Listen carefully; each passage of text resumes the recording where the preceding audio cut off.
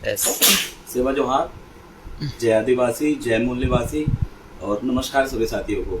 आज हमारे समक्ष आप देख रहे हैं इस लाइव वीडियो के माध्यम से इंडिया के ग्रेट लीडर, अक्सर कर हम जिन्हें फेसबुक और यूट्यूब के माध्यम से सुनने की कोशिश करते हैं और बहुत सारे विचार हम अमल भी करते हैं।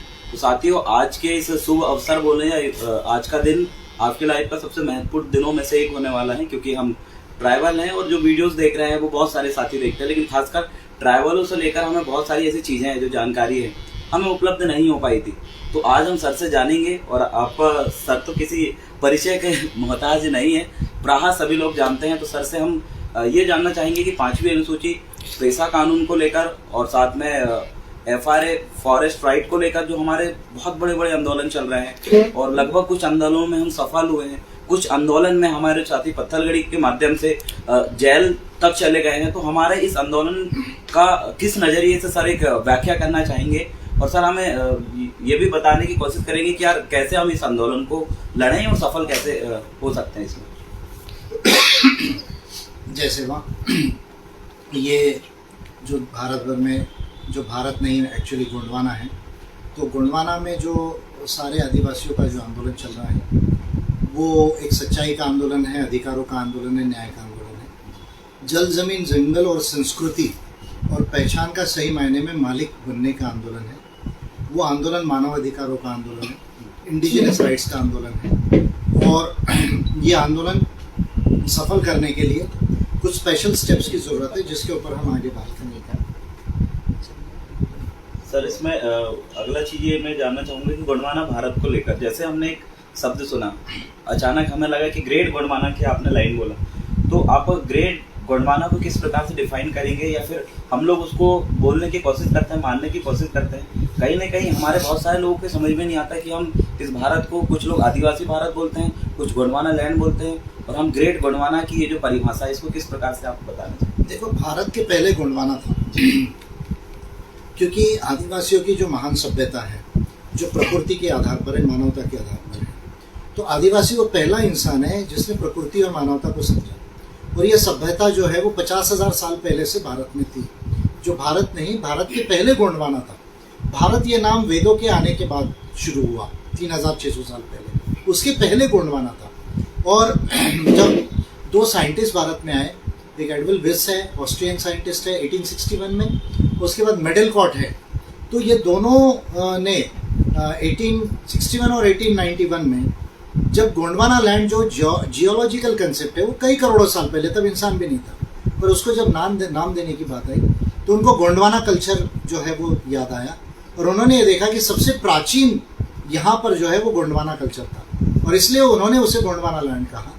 ये कोयामुरी द्वीप था, श्रृंगार द्वीप था, ये बेसिकली गोंडवाना है, और इसलिए मैंने इसको गोंडवाना कहा, इंडिया दैट इज गोंडवाना। और ग्रेट गोंडवाना की संकल्पना जो है वो मानवता और प्रकृति के आधार पर है, विज्ञान और ज्ञान के आधार पर है, नीतियों के आधार पर है, तो इसलिए मैं इसे ग्रेट गोंडवाना कहता हूँ। लेकिन इंडिया दैट इज गोंडवाना ये अप्रोप्रिएट है। सेकंड चीज़ सर, ये हम लोग अक्सर नर्मदा नदी के किनारे हम लोग जाते हैं, पूछते हैं पुरखाओं को, और बहुत सारे लोग बोलते हैं कि नर्मदा नदी के किनारे कुछ ऐसे जीवाश्म मिले हैं। और ज़्यादातर जो आदिवासी जो है, जो समुदाय है, यहाँ तक कि गौंड कम्युनिटी है, वो खासकर उस नर्मदा नदी के किनारे किनारे जाते हैं बहुत सारी चीज़ें देखने के लिए, उनके सांस्कृतिक ऐतिहासिक स्तर मिलते हैं। तो आखिरकार ऐसा क्या है नर्मदा नदी के किनारे? देखिए, इंडस वैली सिविलाइजेशन जो सभ्यता है नदियों के किनारे, लेकिन नदियों के किनारे के पहले की जो सभ्यता है वो जंगलों में थी, वो गुफाओं में थी। और नर्मदा वैली या सतपुड़ा में जो हमको सभ्यता मिलती है वो शंभू माधव, जो 88 जो है शंभू माधव या शंभू शेख हुए, उनकी वो सभ्यता थी। और ये सभ्यता यहाँ पर जो है सिंधु सभ्यता के पहले से थी।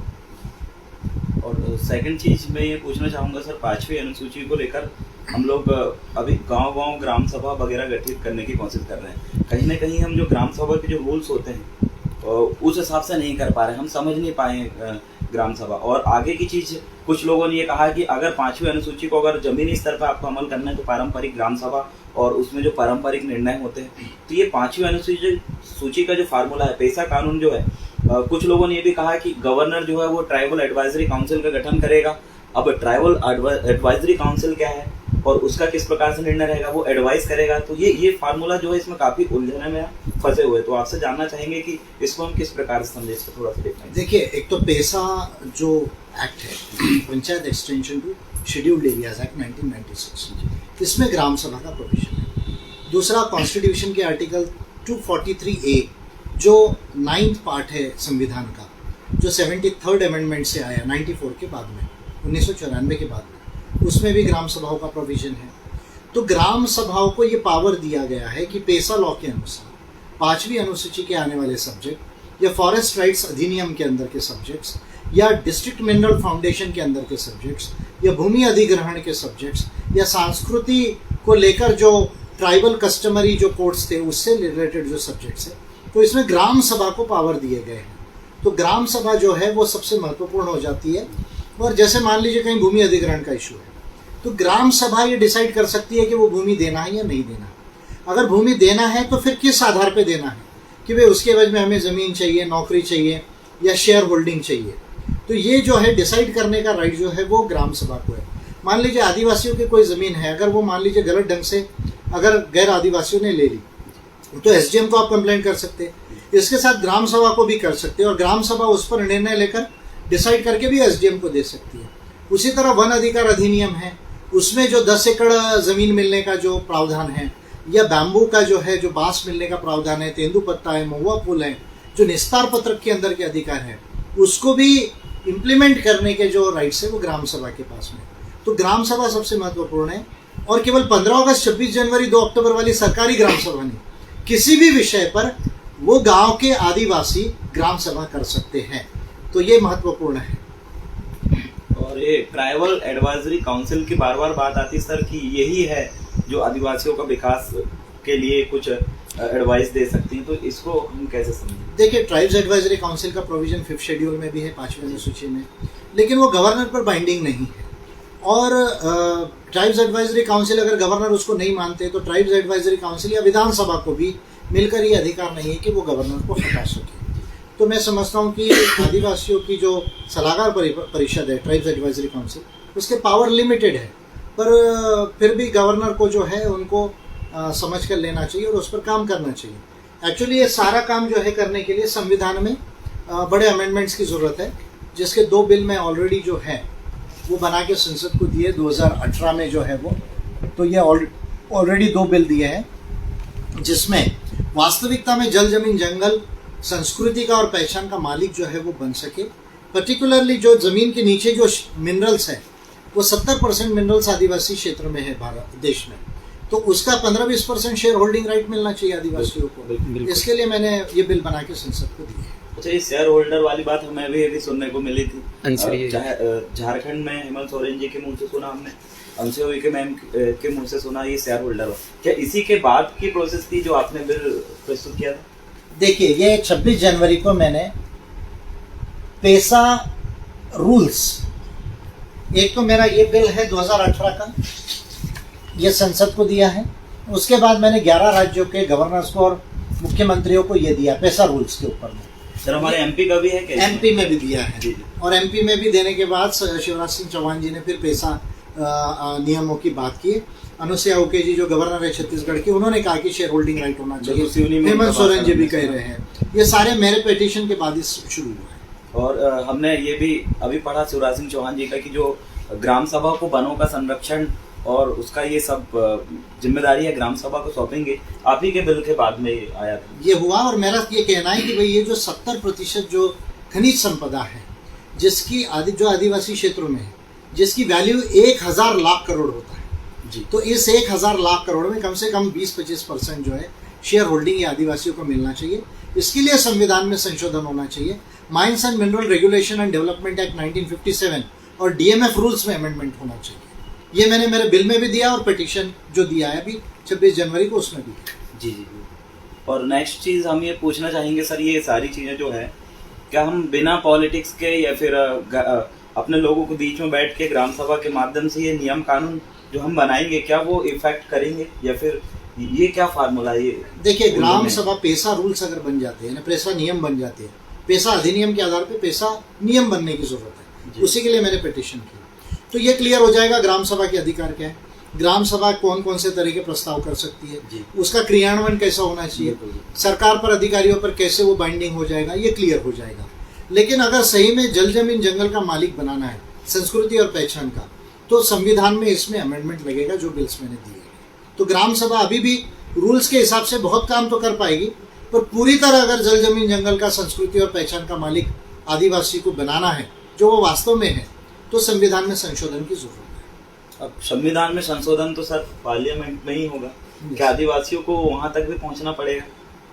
बगैर पार्लियामेंट में जाए हमारे जो दूसरे पीढ़ी के अधिकार हैं, इंडिजिनस राइट्स है, मानव अधिकार है, या ट्राइबल कोड की जो बात है, जो ये बात हो रही है कि धर्म के अलावा आदिवासियों की संस्कृति का एक कोड होना चाहिए, ये जो तमाम बातें हैं, या ग्राम सभा के वाइड पावर्स की बात है, या शेयर होल्डिंग राइट्स की बातें हैं, ये जो तमाम चीजें मैं कह रहा हूँ वो काम होने के लिए, ट्राइबल स्टेट्स है, भील प्रदेश की बात है, या जैसे छत्तीसगढ़ को, तेलंगाना को, महाराष्ट्र को मिलाओ तो एक आदिवासी राज्य और बन जाता है।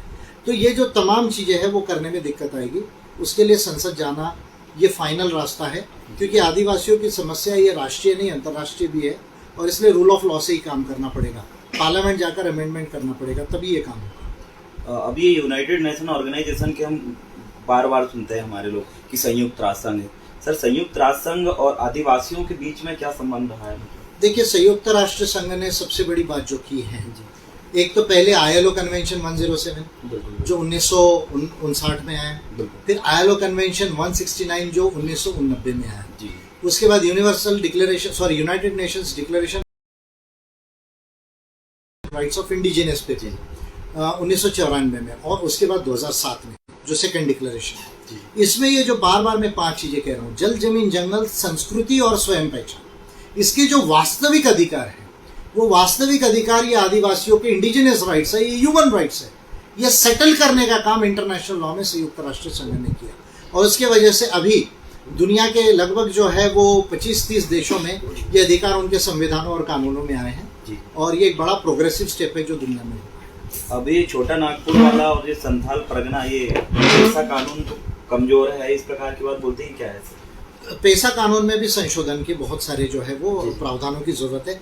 जैसे मैं आपको एक बात बताता हूँ कि पेशा कानून में अगर पेशा कानून का क्रियान्वयन कोई अगर ना करे तो उसमें कोई फाइन का प्रोविजन नहीं है। बिल्कुल। पेशा कानून में रिपेरेशन, कॉम्पनसेशन जैसे जो ह्यूमन राइट्स की कंसेप्ट है उसका प्रावधान नहीं है। भाई, ग्राम सभा के एक्चुअल पावर्स क्या होना चाहिए, उसका क्रियान्वयन कैसा होना चाहिए, इसका प्रोविजन जो है वो पेशा कानून में नहीं है।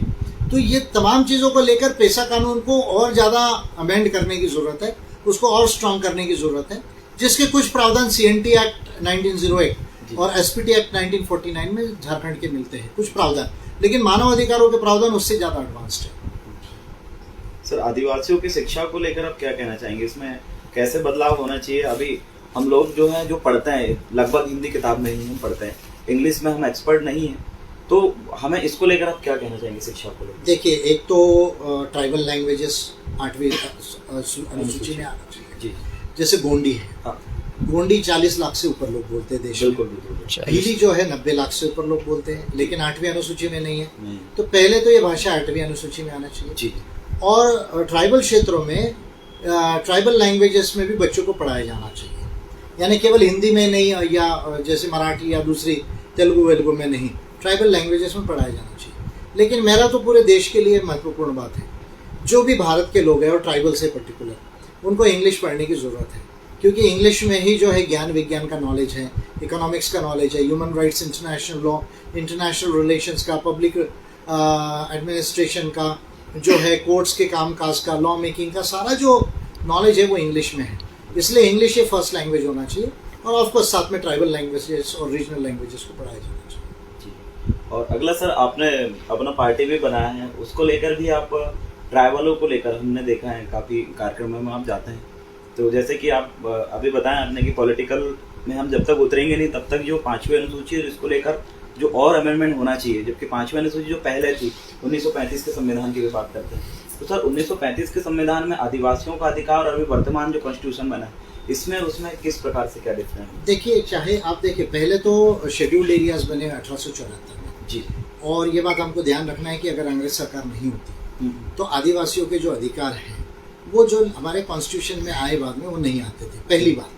दूसरी बात हमको ध्यान में रखना है कि जयपाल सिंह मुंडा ये यदि नहीं होते और साथ में ठक्कर बाबा और बरडोली जो 2 कमिटीज बनी थी ट्राइब्स की संविधान बनते वक्त, ये नहीं होते तो जो अभी हमारे संविधान में वो भी नहीं होता। तो पहला तो अंग्रेज सरकार का इसका बहुत बड़ा रोल है इसमें, ब्रिटिश गवर्नमेंट का। दूसरा सबसे महत्वपूर्ण रोल जयपाल सिंह जी का आ जाता है और ठक्कर बाबा और बरदोली जी का आ जाता है। तो 35 के एक्ट से थोड़ा ज़्यादा जो है वो 5वीं अनुसूची को और 6वीं अनुसूची को, जो ट्राइबल 2 कमेटी थी जिसके एक के अध्यक्ष थे ठक्कर बाबा, दूसरे के बरडोली जी, उनके रिकमेंडेशन पे 2 बातें लाई गई। लेकिन संविधान में एबोरिजिनल ट्राइब जो वर्ड नहीं लिखा गया, यह सबसे बड़ी मिस्टेक है। सर उसमें ये भी बोला जाता है कि आदिवासी शब्द का कुछ लोग विरोध कर रहे थे। एबोरिजिनल जो शब्द है इसके लिए जयपाल सिंह मुंडा और जो ठक्कर बाबा का हम नाम लेते हैं, उन्होंने एबोरिजिनल जोड़ने के लिए अपनी तरफ से प्रोसेस किया था। देखिए, आपको भारत के कई कानूनों में एबोरिजिनल वर्ड मिलेगा। कनाडा का संविधान और जो न्यूजीलैंड का संविधान है वो भी ब्रिटिश कॉलोनी थी, वो भी कॉमनवेल्थ था, उसमें आपको मिलेगा। और भारत के कई कानूनों में ये मिलेगा। और जयपाल सिंह जी की जो ये सोच थी वो बिल्कुल सही थी, क्योंकि वो आदिवासी तो है ही ना, मूल निवासी। और जयपाल सिंह जी की सोच कैसे सही थी ये यूनाइटेड नेशंस ने प्रूव कर दिया, कि यूनाइटेड नेशंस तो उनको एबोरिजिनल या इंडिजिनस बोल ही रहा है। तो इसलिए मैं समझता हूँ कि 49 में अगर ये दिसंबर 48 में यदि ये सेटल हो जाता तो मैं समझता हूँ ज़्यादा अच्छा होता था। मैं समझता हूँ कि कॉन्स्टिट्यूशन में एक बहुत बड़ा मिस्टेक है जो एबोरिजिनल ट्राइब नहीं लिखा गया। और एबोरिजिनल ट्राइब का एग्जैक्ट ट्रांसलेशन आदिवासी होता है, इंडिजिनस पीपल होता है, वो होना चाहिए था। और लास्ट हम यही कहना चाहेंगे सर कि हम युवाओं को आप क्या मार्गदर्शन देंगे इन फ्यूचर? नहीं, युवाओं से मैं यही कहूँगा कि वो पढ़े लिखे और अच्छा व्यवसाय करे, अच्छा बिजनेस करे, अच्छे सर्विसेज में जाए। और जो लोग जो है आदिवासी समाज के लिए और पूरे देश के लिए अच्छा काम करें, और पढ़ाई लिखाई करके पार्लियामेंट और असेंबली जाना ज़रूरी है। क्योंकि जब संविधान में ये लिमिट दी है कि 25 साल में जो है कोई भी MP बन सकता है, और फिर 21-22 साल में अगर कोई कलेक्टर बन सकता है, तो 25 साल में सांसद क्यों नहीं, विधायक क्यों नहीं। तो ये काम यदि युवा जाकर पढ़ाई लिखाई कर अगर संसद में जाते हैं, विधानसभा में जाते हैं, और वहाँ जाकर ये ह्यूमन राइट्स और जो कॉन्स्टिट्यूशन लॉज है, वेरियस पॉलिसीज़ हैं, उस पर यदि काम करते हैं तो देश में जल्दी जो है वो बदलाव आएगा, देश हमारा जल्दी आगे जाएगा, और जितनी भी समस्या है वो बहुत कम समय में सॉल्व हो सकती है। जी, अभी बहुत सारे हमारे ऐसे ट्राइब्स यंग हमारे कुछ फ्रेंड लोग हैं जो कि बहुत सारी नॉलेजों से और बहुत सारी चीज़ों का अध्ययन नहीं कर पा रहे हैं। कहीं ना कहीं उनको जो है एक गाइडलाइन की और एक मार्गदर्शक की लगभग आवश्यकता रहती है। क्या आप हमें इस प्रकार से कुछ चीज़ें हैं जो हम नेशनल और इंटरनेशनल लॉ भी हम पढ़ते हैं, तो हम देखते हैं कि 46 से ज़्यादा आर्टिकल यूनाइटेड नेशन ऑर्गेनाइजेशन ने हमें प्रोवाइड किया है। तो बहुत सारी चीज़ हमें समझ में नहीं आती, उलझ जाते हैं, और उसको लेकर जो इंटरनेशनल लॉ को लेकर किसी से भी हम पूछते हैं तो वो उतना क्लेरिफिकेशन जो है, जो अच्छे तरीके से विस्तार से समझाना, उदाहरण से वो नहीं समझा पाता। तो इसकी हमें आपकी दर्शन की आवश्यकता रहेगी, एडवाइस। मैं हरदम आपके साथ हूँ, हमेशा आपके साथ हूँ। मेरा जीवन मैंने मानवता के लिए दिया है, देश के लोगों के लिए दिया है, और विशेषतः आदिवासी समाज के लिए दिया है। तो मैं हमेशा जो है आपके लिए अवेलेबल हूँ। बस आपको मेरा शेड्यूल मैच करना है, मैं आपको किसी भी विषय पर गाइड कर सकता हूँ, क्योंकि मैं भारत में सबसे ज़्यादा पढ़ा लिखा और अध्ययनरत लीडर हूँ। देश और दुनिया की ऐसी कोई बात नहीं जो मुझे मालूम नहीं है, तो इसलिए मैं कभी भी आपको बता सकता हूँ चीज़। सर नाम बताना। अभी नाम पूछेंगे। विजय मानकर, राष्ट्रीय अध्यक्ष API। जोहार, जय सेवा, मोदवेड़ची गुणवाना। सेवा जोहार। वीडियो को शेयर करें, लाइक करें, और कोशिश करें कि जो सर ने हमें बताया उसको हम अमल करेंगे। तो आज 22 अक्टूबर को हम इस वक्त सावनेर में हैं, और आज का दिन हमारे लिए यादगार दिन रहेगा और लाइफ का एक बहुत बड़ा चेंजिंग पॉइंट भी रहेगा, क्योंकि बहुत सारे अभी हम सर से दोपहर में बैठे हैं, 3 से 4-5 घंटे का हमारा समय यहाँ पर बीता। उसमें बहुत सारे सवाल और उनके जवाब हमने लिया, और मिल के कुछ नए तरीके से हम काम करेंगे। सेवा जोहार, जय मूल निवासी, जय गौंडवाल।